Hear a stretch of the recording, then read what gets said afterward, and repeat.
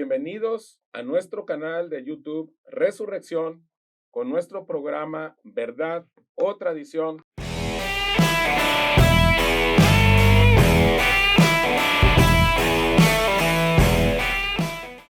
Desde Puerto Vallarta, Jalisco. Y hoy nos acompañan nuestros amigos Felipe y Paulo. ¿Cómo están? Hola. Hola, ¿qué tal, Juan? Pues vamos a ver un tema muy interesante. Vamos a estar hablando de la comunidad LGBT, o para algunos es LGBTTIQ++. Después les voy a explicar por qué tantas palabras. Pero pues vamos a estar hablando sobre este asunto de esta comunidad ya tan creciente, una comunidad pues que en todo el mundo o en algunos países, no en todo el mundo, pero en muchos países pues es muy representativa. Aquí en México pues es una comunidad ya bastante importante. Que ha tomado mucha fuerza, ¿no? Ha tomado mucha fuerza. Así es. Y bueno, muchos cristianos no saben cómo reaccionar, no saben qué decir, no saben cómo comportarse. ¿Por qué? Porque pues se ha predicado, se ha enseñado de una manera bastante estricta, cosas en torno a esta comunidad. Y pues hoy vamos a empezar con el primero de varios programas para estar hablando de quiénes son, por qué, dónde nacieron, cómo se formaron, si así nacieron o se hicieron y qué dice Dios al respecto. También vamos a estar hablando, muy probablemente, también vamos a estar viendo algunos aspectos legales. Entonces, pues es un programa muy interesante. Y bueno, pues bienvenidos. Qué bueno que estamos aquí y vamos a tocar este tema tan interesante. Que por lo que comentas va a tener varias partes, ¿no? Este tema Sí. Se va a llevar en varias sesiones, ¿no? Yo considero que por lo menos 3. Ajá. Por lo menos, o quizás hasta 4. Si es que es un tema que ha sido hasta cierto punto prohibitivo para la iglesia. Se maneja así como cosas de 10 segundos, 20 segundos y Que dejó de ser un tabú porque en mis tiempos pues no se veía tanto, o sea, no era tan común, no, los medios de comunicación no mirabas nada de eso, nada de lo que hoy día se ve normal, eso ya se ve bien normal, eso ya hay tantos términos que se utilizan y que ya a través de los medios de comunicación ya lo saben las generaciones, ya lo saben, ya lo conocen, ya lo identifican y antes no, o sea, eso era un tabú, era algo que no se conocía y que sí lo había, pero no se daba a conocer, pues, ¿no? muy bien. Sí, definitivamente de que había y existía, viene desde la historia desde hace no sé cuánto, pero... Ahí está Sodoma y Gomorra. Sí, exactamente, sí. O sea, la verdad es que esto es de todo. Pero fíjate que un dato curioso, a todos los que nos están viendo fuera de lo que es Puerto Vallarta, que es el lugar donde se está grabando estos y los demás programas, Puerto Vallarta está considerado como un puerto turístico gay, así como San Francisco, en California. Entonces, pues nosotros, los que vivimos aquí, pues sí estamos muy, no al pendiente, pero sí consciente de cómo ha causado esta fuerza, cómo cada vez va marcándose más, cómo cada día más, como decías hace rato, se exterioriza, se externa todo lo que está pasando. Sí, así es. En un lapso de 5 o 6 años, las cosas que se veían hace 5 años a lo que se está viendo hoy, sí han cambiado, han habido más, pero definitivamente es muy interesante todo lo que se va a tratar el día de hoy. Sobre todo que estás diciendo términos legales, todo lo que abarca, ¿no? Como siempre, no es un propósito de poner el dedo, ni de juzgar, ni de burlar, ni de condenar, simple y sencillamente de ampliar el panorama para poder, como de hace rato decías, saber cómo manejar esta esta situación que hoy es un día a día. Sí, pues la iglesia evangélica tiene un tabú ahí. Claro. Tiene un tabú ahí. La iglesia católica pues, no sabe qué hacer. Un papa dice una cosa, llega otro y dice otra. Un obispo dice una cosa, llega otro obispo y dice otra. Y bueno, pues aquí lo importante es verlo a través de las escrituras. Así es. Del nuevo pacto, Así es. básicamente. Pues voy a platicarles un poquito de historia. Este programa lo vamos a destinar a hablar un poquito de historia sobre esta comunidad, sobre esta práctica. Y bueno, voy a empezar diciéndoles que las prácticas homosexuales han sido verificadas incluso desde la prehistoria de la humanidad. Se ha sido posible encontrar registros en cada cultura sobre esta práctica. Su abordaje histórico recién comenzó a contemplarse abiertamente a partir de la década de 1970. O sea, a partir de 1970 ya se empezó a hablar abiertamente de esta práctica, ¿sí? Antes, pues era un tabú, eran cosas que no se manejaban. Sí, de hecho, decían por ahí, ¿no? O sea, sal del closet porque estaban escondidos, estaban guardados, ¿no? Sí. Y eso era lo que se decía, salgan del closet, ¿por qué? Porque siempre sabían que estaban adentro del closet, pero no salían. Muy bien. Sí, Sí. pero bueno, hay muchísima información. Yo me quedé sorprendido de toda la información. Durante la Edad Antigua, ciertamente es difícil hablar de homosexualidad tal y como hoy lo estamos hablando, como hoy lo estamos entendiendo, ya que para entonces la bisexualidad era algo culturalmente entendido y aceptado. Entonces, el ser bisexual en la antigüedad eran cosas comunes, era algo aceptado. Y bueno, pues vemos imperios como Roma, como el imperio de Alejandro Magno y tantas historias de los egipcios y todo eso. Los griegos. ¿Verdad?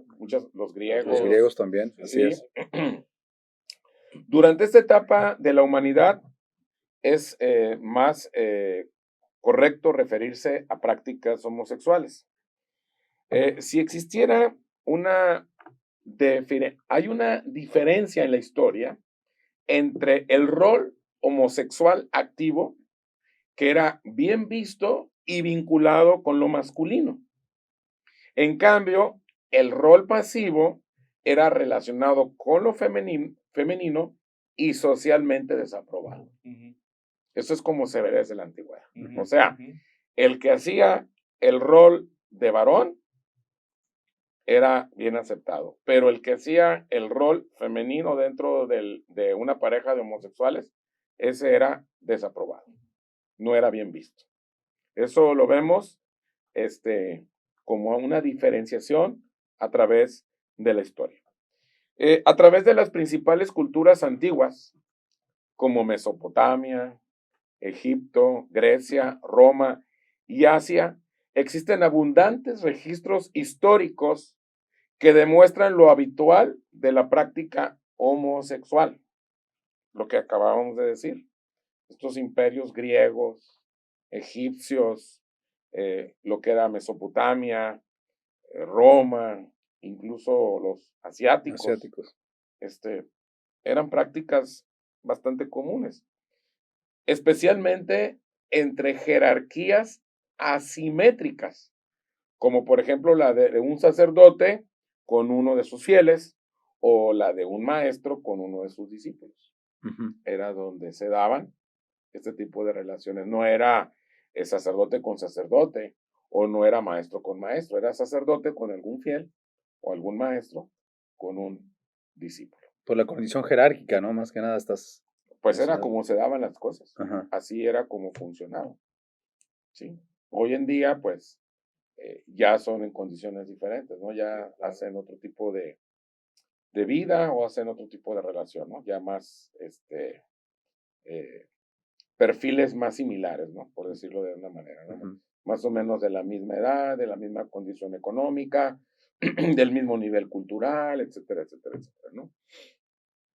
Algo bien interesante que en las culturas precolombinas, perdón, de América, entre el siglo V y el siglo XV, existieron personas a las que les adjudicaban dos espíritus, especialmente entre los aborígenes de Norteamérica. O sea, en estas culturas precolombinas, principalmente aquí todo lo que en el siglo V al siglo XV, en estos grupos indígenas, a los homosexuales les decían que tenían dos espíritus.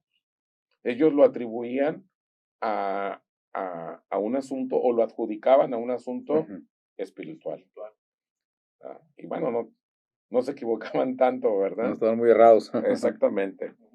Existen reportes, registros de personas transexuales, tanto hombres como mujeres, que vestían atuendos del sexo opuesto e incluso desarrollaban las tareas del género asumido, aunque no coincidiera con sus gónadas sexuales, o sea, con sus partes o genitales, ¿verdad? Sus áreas sexuales, por así decirle, ¿no?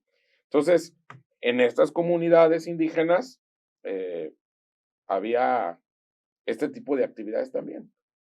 Hombres que se vestían como mujeres y hacían el rol que hacían las mujeres, ¿verdad? Entonces, era también algo relativamente común en ese tipo de comunidades. En cambio, los aztecas fueron absolutamente intransigentes con las prácticas homosexuales. Ellos asesinaban a quienes incurrían en estas prácticas y los mataban de manera espeluznante. O sea, los descuartizaban, los torturaban, hacían lo que querían los aztecas. O sea, eran muy radicales, pues. Exageradamente radicales, exageradamente sádicos, y hacían todo un show para matar a estas personas. Dentro de la cultura mexica, los mayas fueron un poco más tolerantes, aunque solo veían con buenos ojos las prácticas homosexuales antes del matrimonio. O sea, los mexicas ahora sí que eran tolerantes, les daban chance a que tuvieran este tipo de prácticas, pero siempre y cuando fueran antes de casarse. Una vez casados ya no se podía. Ya no. Ya. Eran más permisivos ahí. Ellos sí, no los mataban, les daban chance. Pero una vez que te cases, ya no. Ya no. Así eran los mexicas, la cultura mexica.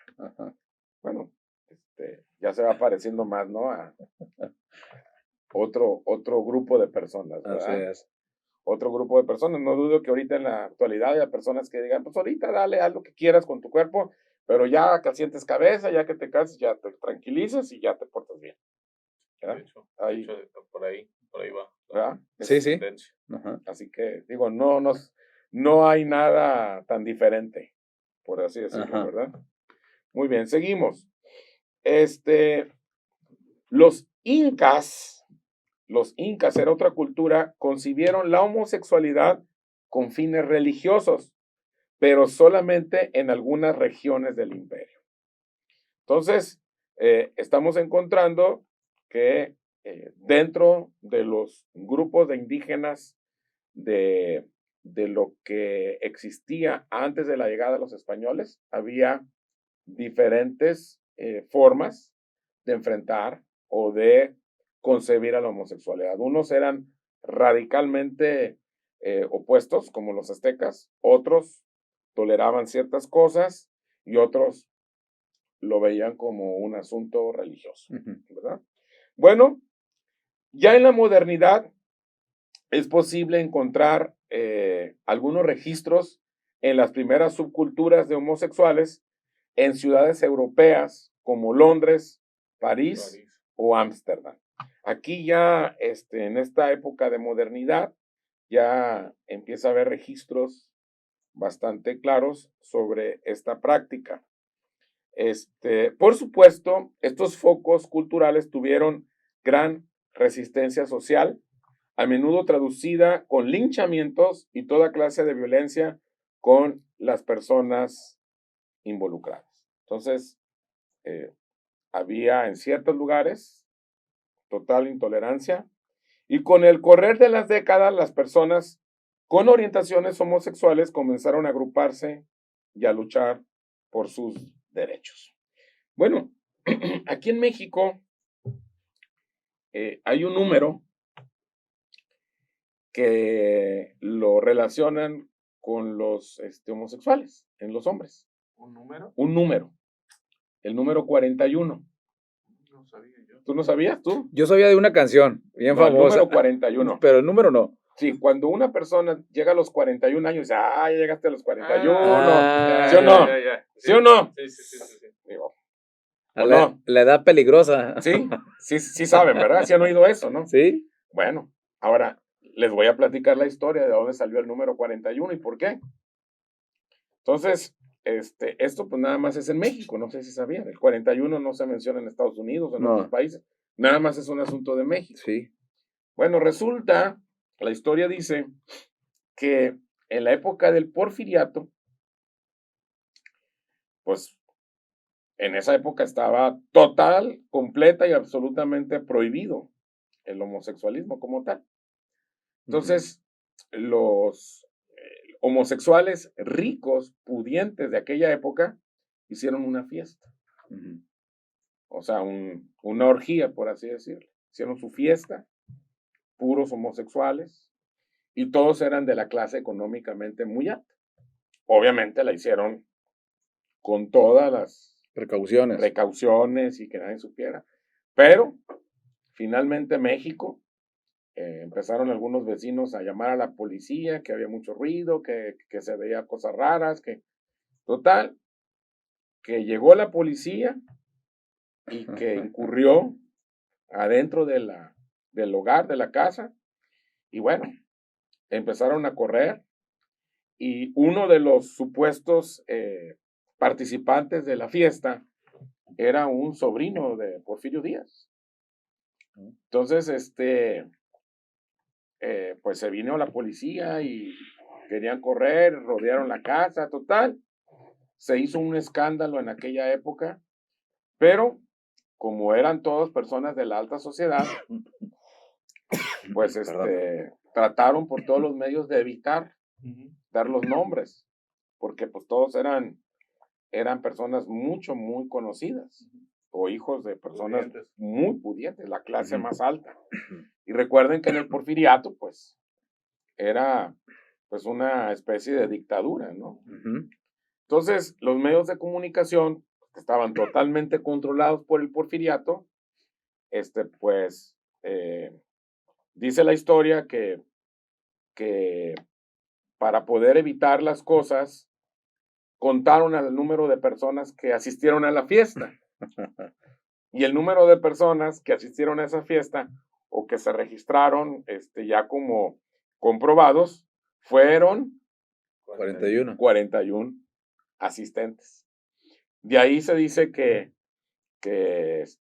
los hombres, que cuando llegan a los 41, que cuidado, que porque es cuando te defines, pero esa broma que se hace en México tiene un trasfondo histórico, y es por los 41 homosexuales de la alta esfera dentro del Porfiriato que fueron apresados en aquellos años, en aquella época.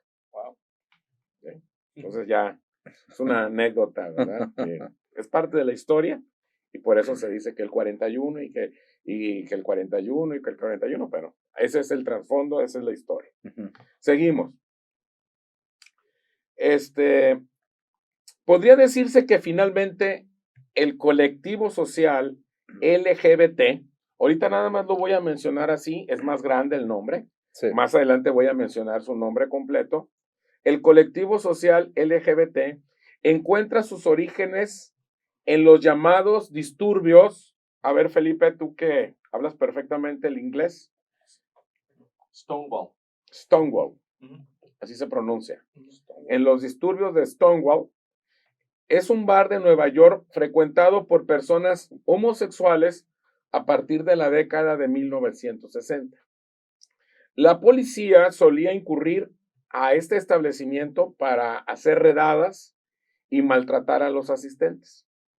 Pero el 28 de junio de 1969, una de estas incursiones de la policía desató una violenta revuelta que derivó en 3 días de disturbios. O sea, fueron 3 días de disturbios. Desde entonces, ese día, el 28 de junio, es el Día Internacional del Orgullo LGBT. Entonces, para los que no sabían y dicen, oye, ¿por qué el 28 de junio? Bueno, hay quienes lo mueven al último día o lo mueven un poquito, pero ¿por qué? Porque fue una revuelta que duró 3 días allá en los Estados Unidos, en Nueva York. ¿Sale? Interesante. Muy bien, entonces ya tenemos ese dato muy interesante. Bueno, vamos a empezar con preguntas que todo el mundo se hace. Y la clásica pregunta es, ¿los gays nacen o se hacen? Esa es una de las preguntas clásicas. Hay algunas comunidades que dicen, no, se nacen. Otros dicen, se hacen. Otros dicen un poquito de los dos. Y bueno, me di un clavado para ver algunas cuestiones de carácter científico, algunas pruebas, y aquí traigo algo de información que creo que nos va a ayudar bastante para saber si las personas que forman parte de esta comunidad LGBT así nacieron o se hicieron o qué explicación da la ciencia. Sí, porque hay varias posturas, ¿no? Que se toman de acuerdo a la cultura, ¿no? Del país. Uh-huh. Ahorita están establecidas ya varias posturas, ¿no? Es lo que... Sí, hay países que tienen estrictamente prohibido esto. Así es. Por ejemplo, Corea del Norte. Sí. Rusia, por ejemplo, es un país que dice que está permitido. Entonces, ¿quieres ser homosexual? Sé homosexual adentro de tu casa, pero 0 manifestaciones, Uh-huh. 0 bodas o asociaciones legales. No pueden adoptar niños. Es una práctica que tú quieres adentro de tu casa, tranquilo. No hay persecución siempre y cuando lo hagas en estas condiciones. Pero sin embargo, Corea, ahí ya, ni adentro de tu casa ni en ningún lado. No se tolera. Sí, hay países que son muy cerrados y muy estrictos, y hay países que son extraordinariamente y exageradamente abiertos también, ¿verdad? Uh-huh. Bueno, vamos a ver un poquito de historia. En 1993, Dan Hammer pone en relación la región genética que se conoce como XQ28 con la homosexualidad masculina. Este hombre, este científico, habló sobre esta región genética. Este es un gen que le pusieron XQ28. Empezó a estudiar este gen y Hammer sugirió que la región XQ28 podía influir en la homosexualidad masculina. O sea, podía. No está comprobado, pero es un supuesto. Una teoría. Sí, un supuesto. Uh-huh. No era precisamente un gen gay, ya que algunos hombres que poseen los alelos supuestamente codificadores de la homosexualidad son heterosexuales y viceversa. Sin embargo, podría indicar una predisposición, o sea, podría, o sea, no está comprobado que es una predisposición, o sea, podría indicar una predisposición a la homosexualidad. Quizás actuando en conjunto con otros elementos genéticos o elementos dentro del ambiente. O sea, quizás, si este gen actúa con otros elementos genéticos que todavía no se han descubierto o no están comprobados o a lo mejor no existen. Dijo este señor Dan Hammer, dijo, sospecho, fíjate lo que dijo, sospecho que el software sexual es una mezcla de genes y de ambiente. De la misma manera que el software de un ordenador es una mezcla de lo que viene instalado de fábrica y lo que el usuario le puede añadir. Ujú. Eso es lo que dijo este señor. Ahora bien, pero la pregunta es, ¿por qué algunas personas tienen esta orientación y otras personas no tienen esta orientación? Los científicos han concluido que no se puede tratar únicamente de algo aprendido, sino que hay otros factores, especialmente genéticos y hormonales. En el asunto genético, dicen los científicos, no se puede probar. O sea, parece ser, es muy probable, Ujú. todo indica, posiblemente, Pero no hay una... pero no hay como un gen que te digas, este es un gen gay y porque este gen existe, etcétera, etcétera, etcétera. En el 2008, la Asociación Norteamericana de Psicología dijo que, aunque ha habido muchas investigaciones sobre las posibles causas genéticas, biológicas u hormonales de la orientación sexual, no ha habido descubrimientos que le permitan a los científicos llegar a la conclusión de que la orientación sexual está determinada por uno o varios factores particulares.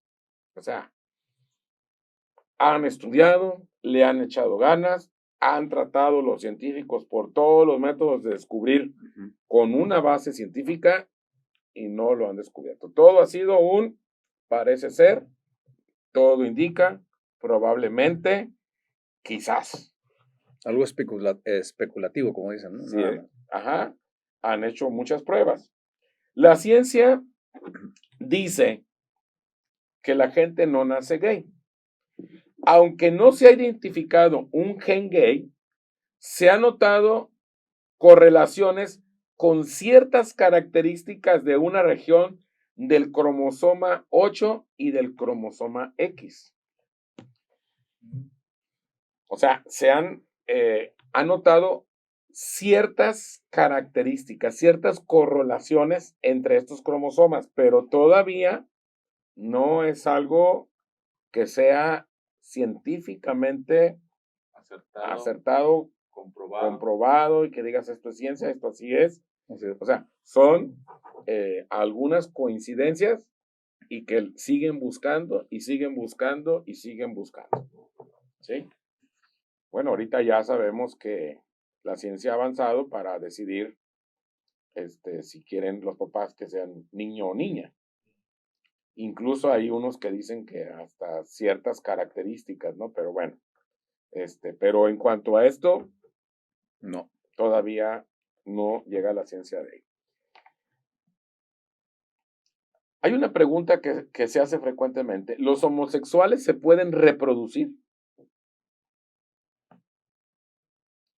Biológicamente no, ¿verdad? Biológicamente. Biológicamente no. pero iba a decir yo, pero de que se reproducen. Se han Sí. estado reproduciendo muchísimo.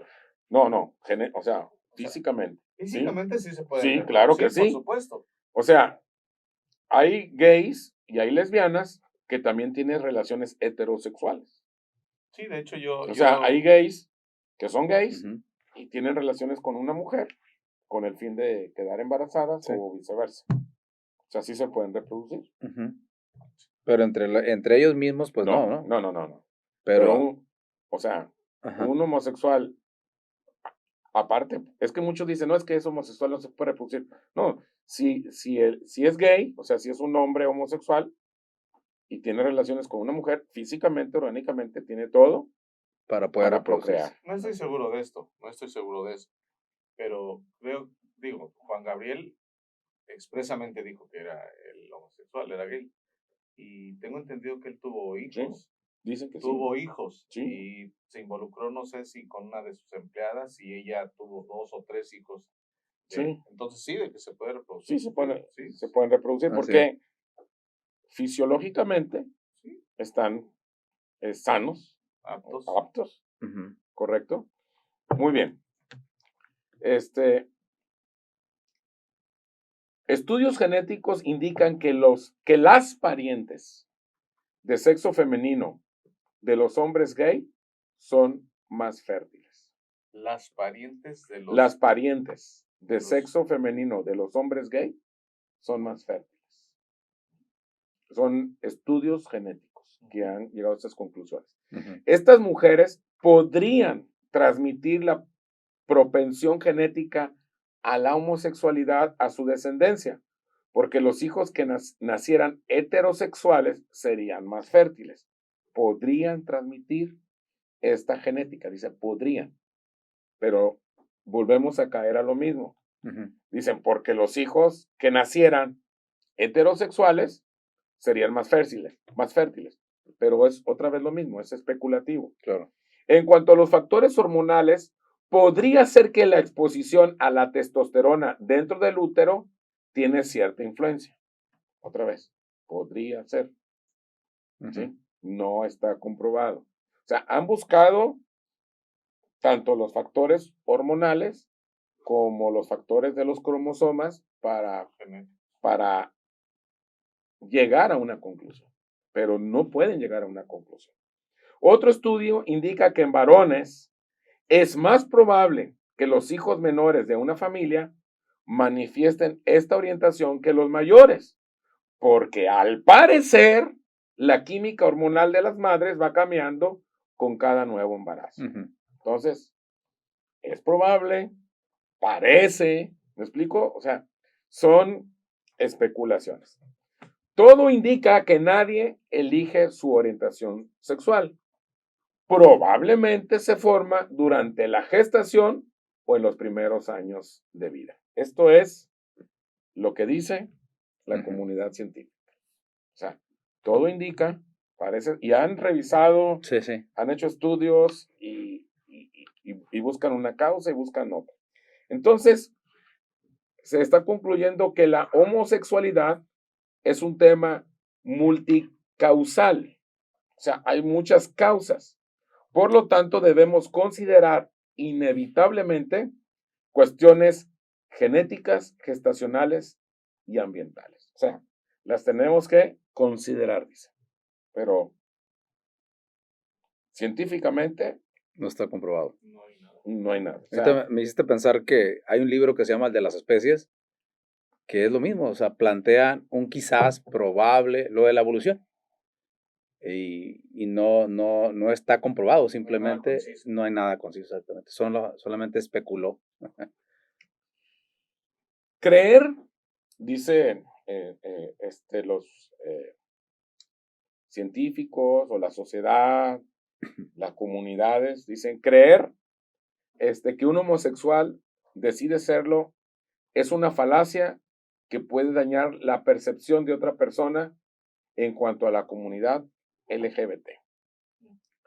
Entonces, también dicen que la homosexualidad no es una elección, solo es una variante más de la gran existencia de la vida misma y no tiene nada que ver con ser superior o inferior. Entonces, ellos lo conciben como que no es una elección, sino es una variante, es una modalidad, es una circunstancia que la vida me dio y que pues así soy y así me quedo. O sea, no hay una prueba científica, no hay una prueba de otro tipo, sino lo ven simple y sencillamente como una variante.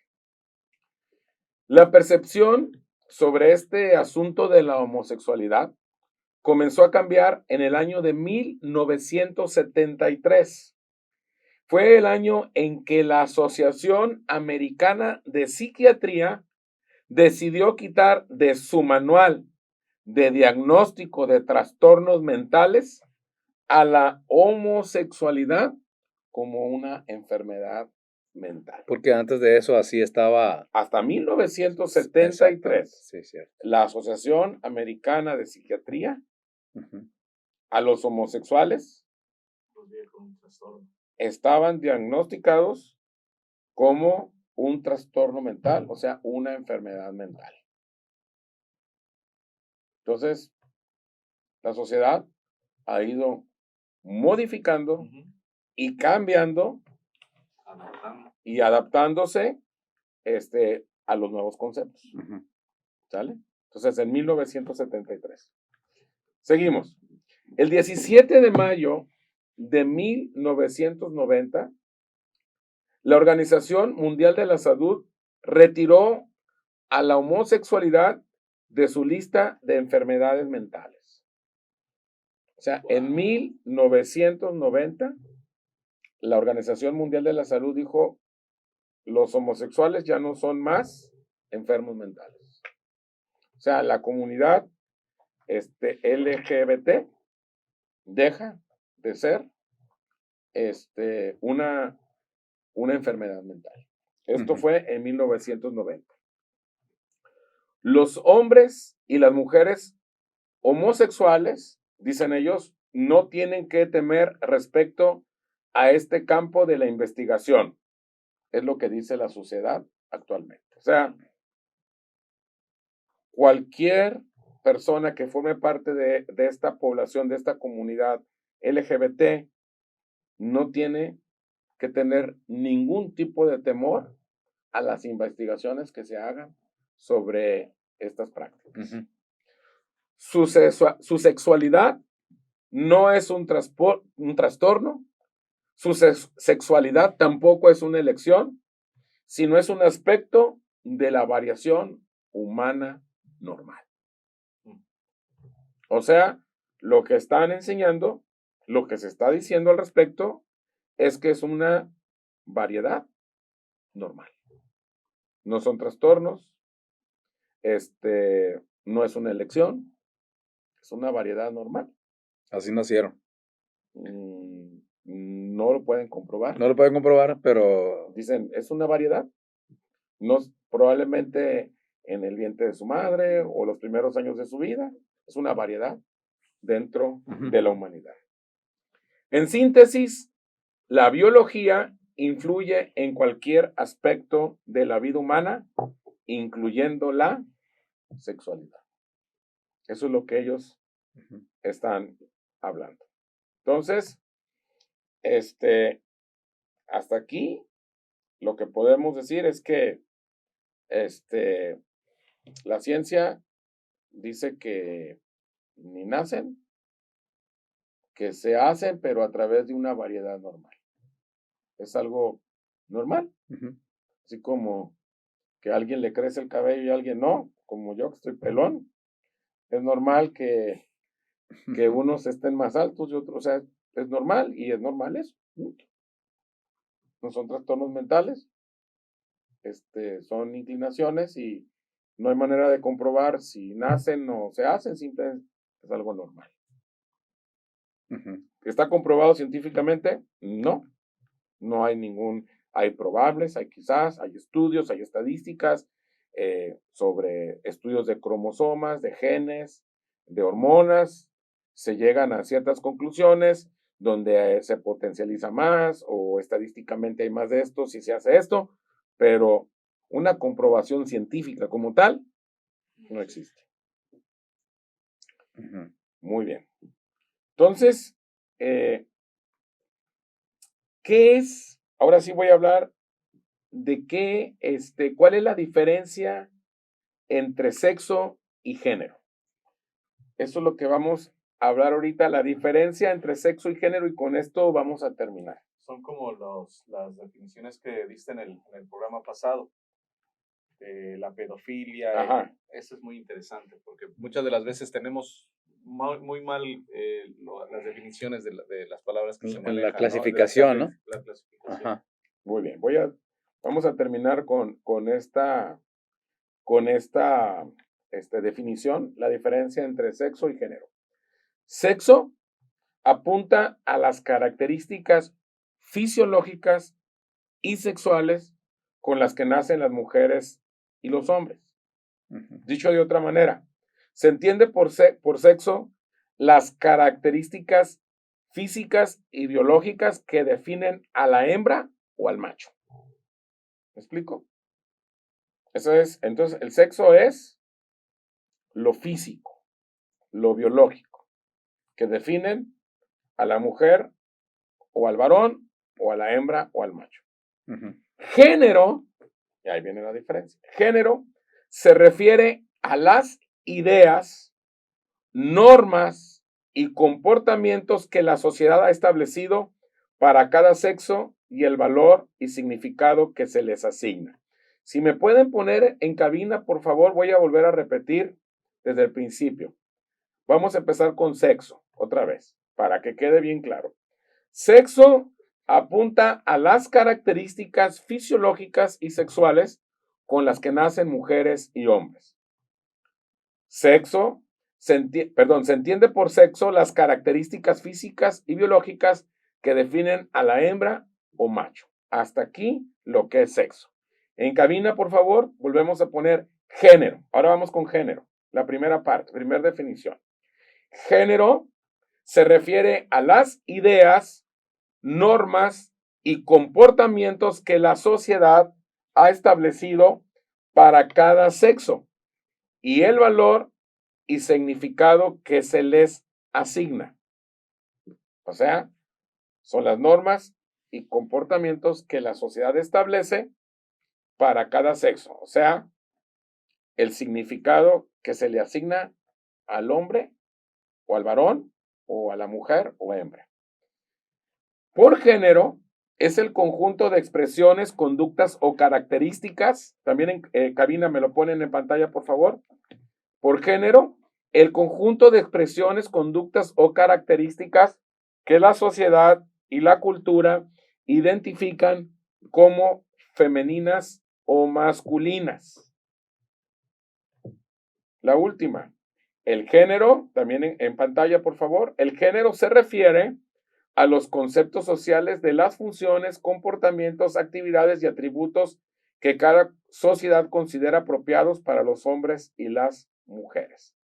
Entonces, si tú naces con un sexo, está bien, eres varón o mujer, ¿sí? Pero género, ahí ya son las ideas, las normas, los comportamientos que la sociedad autoriza para cada uno de ellos, para cada sexo, y el valor o significado que se le asigne. O sea, son los conceptos sociales de las funciones, de los comportamientos, de las actividades y atributos que cada sociedad considera apropiados para hombres o machos o varones y las mujeres o hembras o femeninas. Entonces, si una sociedad dice, es hembra, es mujer, pero nosotros como sociedad consideramos que el género puede tener estos comportamientos, puede tener estas cosas. Entonces, ahí es donde parte todo esta situación, ¿sí? De que cada quien dice, bueno, yo nací hombre, pero ya no quiero ser hombre. Ahora quiero tener este género. O yo nací mujer, pero ya no quiero ser mujer. O nací hombre, pero quiero tener dentro de mi género esta diversidad. O nací mujer y quiero tener dentro de mi género. ¿Por qué? Porque el género ahora ya no es directamente proporcional a su sexo, sino que es directamente proporcional a lo que cada sociedad en cada país demarca o va determinando. Esa es la diferencia. En otras palabras, lo que comúnmente se escucha, ¿no? Es una mujer atrapada en el cuerpo de, o sea, ahí hacen una diferencia, pues. Es una mujer atrapada en el nombre de un cuerpo, ¿no? En el cuerpo de un hombre, ¿no? Algo por ahí va la cosa. Sí. Sí, ¿no? Bueno, eso ya es algo un poquito que vamos a ver en el siguiente programa, pero, o sea, la sociedad, el punto es que la sociedad dice, sí, tú eres varón y tú eres mujer, pero tú puedes tener el género que tú quieras. y tenemos este abanico de posibilidades. Y ahí hablamos de otro comportamiento, pues. Sí, hablamos ya de otros De otros comportamientos. comportamientos, exactamente. Exactamente. También es una influencia muy fuerte, ¿no? Pues sí. Para llevar a decidir, porque yo en infinidad de ocasiones he escuchado que hay jovencitos, sobre todo en la adolescencia, que es cuando más están en la búsqueda de su identidad y tienen una desviación. ¿Por qué? Porque la misma sociedad, tú siente, tú experimenta, ve y prueba y haz lo que tú quieras, ¿no? Pues sí, esa es la sociedad que estamos viviendo, y estos son los argumentos legales para decir, bueno, tú tienes este sexo, sí, cierto, pero tú puedes decidir el género que tú quieras. Y ahí es donde entra este abanico de posibilidades y donde las personas, por su libre albedrío, ¿sí? Que después vamos a ver y vamos a tocar, entran al mundo de la opción y entonces empiezan a experimentar y dicen, bueno, yo nací con este sexo, supuestamente debería ser este género de acuerdo a mi sexo, pero en la sociedad yo tengo esta libertad, tengo este libre albedrío, tengo este abanico de posibilidades y lo voy a experimentar. De hecho, hay países donde lo que tú estás diciendo se les permite a los que son hombres, pero se creen que tienen esas características o conductas de una mujer, entrar a los baños públicos, por ejemplo, que son para las mujeres. Ya creo que eso se está manejando en diferentes países, ¿no? Sí, ya son libertades legales. Legales, exacto. Legales. Sí, todo está basado en aspectos legales. ¿Por qué? Porque ya es una legalidad el que tú tengas tu sexo, pero que tú tengas tu libertad de género. Señores, terminamos ya, nos tenemos que despedir. Lo cortas muy de tajo, de repente. Pues quiero escuchar más. Es que allá me están haciendo señas desde hace rato, me dicen ya. Esa cabina que no nos deja, hombre. Muy bien, pues. Pues mucha información.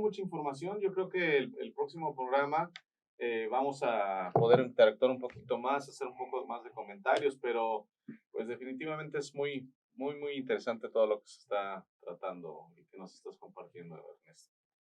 Sí, mucha información. La verdad va a estar muy bueno el que viene entonces. Y los que dices que se va a partir en más programas, ¿no? Este tema. Sí, o sea, esto apenas empieza, es el primero. Así es. Es el primero. Bueno, para la siguiente, pues, vamos a ver qué es la población LGBTTIQ más. No, es muy interesante. Wow. Yo analizar. me quedé en el LGTB. No, hasta ahí. No, ya. Okay. Ya te quedaste no sé cuántas décadas atrás. Sí, ya está. Amigos, pues muchas gracias. Vamos a ver más adelante, vamos a estar viendo qué es lo que dice Dios y pues, qué es lo que dice la tradición, cómo la tradición evangélica, la tradición católica trata a esta comunidad y qué es lo que dice la Escritura. Y pues ahora sí que abróchese los cinturones. Y si tú conoces a alguien que pertenezca a esta población, pues a esta comunidad, invítalo a que vea este programa y que conozca un poquito más o mucho más de lo que dice nuestro Señor Jesucristo en relación a todo esto. Así que seguimos en contacto y hasta la próxima.